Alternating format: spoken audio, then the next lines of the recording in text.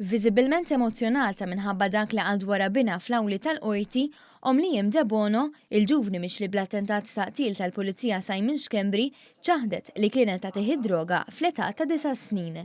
F'intervista ma' One News, Charlotte Zammit qalet li tinsab imweġġa meta saret taf mill-medja bl-akkużi li għamel bina fil-konfront tagħha.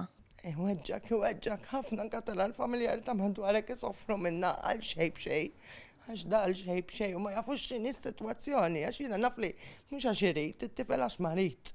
Fl-ħar mill-ħar marit da t-tifel u xorta nħobbu u għedġani u rabjata li ħafna, ma niflaħx inkelmu, ma niflaħx imma xorta ibnek, ma mbat n-nis komplet nigżek, u l-ħin kollu li Liam De Bono għek, Liam De Bono għamelek, l-ħin kollu. L-għada li komplet tinstema l-kompilazzjoni ta' xhieda kontra Liam De Bono, ommu qalet li kelmitu u għalila li dak id-diskors għalu għax kien irrabjat għalija u riti pattijela. Refera li kien irrabjat għalija għalek għamil li għek biex ipattijeli, għax ħatlu l-kelb.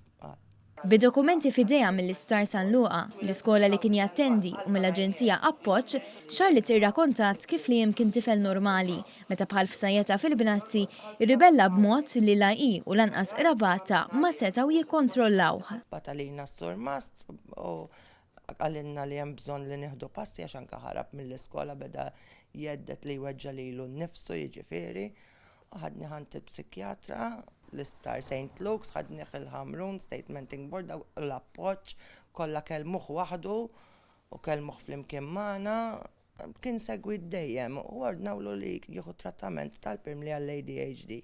Pirmli li kienu jingħatawlu anki l-iskola, blom tistqar li kienet tmur infermiera apposta meta kien jaġixxi b'impulsività.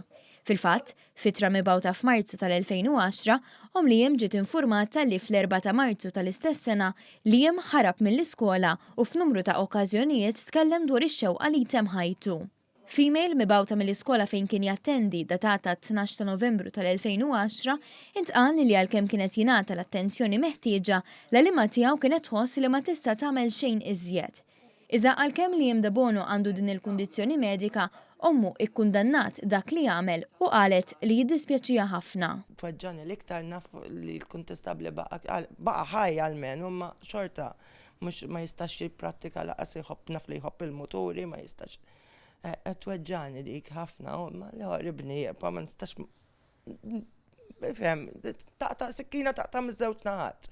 Però nikkundanna li jagħmel mhux li ħadd pjaċir li jagħmel żgur. Jew ħanejlu bravu. Intant matul il-jum l-avukati ta' De Bono risqu protest ġudizzjarju jilmentaw mill-preżenza tal-President waqt dimostrazzjoni fil-Belt Valletta għaliex skontom affettwat il-fema pubblika.